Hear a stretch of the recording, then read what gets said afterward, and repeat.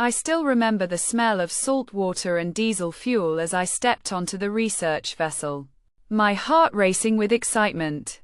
Our team had been planning this deep-sea expedition for months. And finally, we were about to embark on the journey of a lifetime.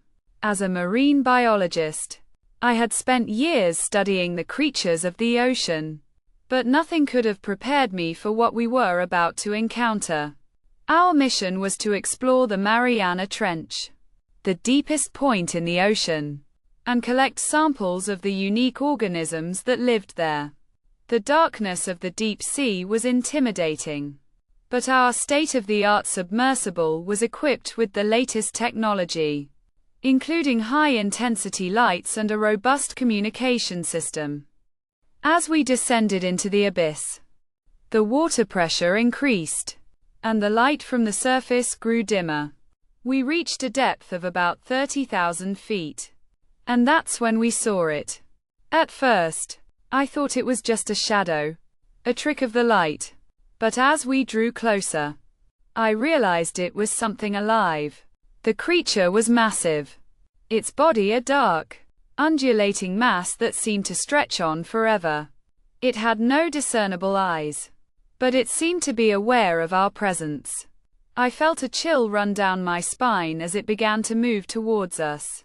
Its movements slow and deliberate.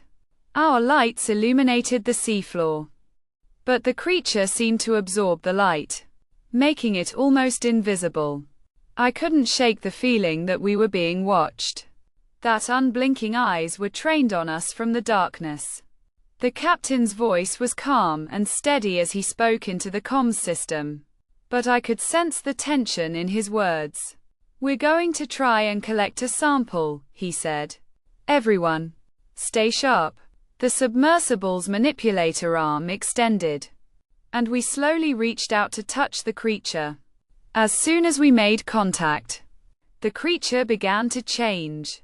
Its body began to shift and contort, taking on a shape that was both familiar and yet utterly alien. I felt a sense of dread building in my chest, a feeling that we were making a terrible mistake. And then, everything went black. When I came to, I was disoriented and confused. The submersible was silent. The only sound the creaking of the hull and the faint hum of the life support systems. I looked around, trying to take stock of our situation. But something was wrong. The captain was slumped over in his seat, his eyes open but unseeing. The other scientist was missing, and I was alone. I stumbled out of my seat, trying to find some way to communicate with the surface, but the comms system was dead. I was trapped, alone and adrift in the darkness of the deep sea. And then, I saw it. The creature was inside the submersible, its body filling the compartment, its presence suffocating. I tried to scream, but my voice was trapped in my throat. The last thing I remember is the feeling of cold, dark water rushing in, and the sound of my own heart pounding in my ears.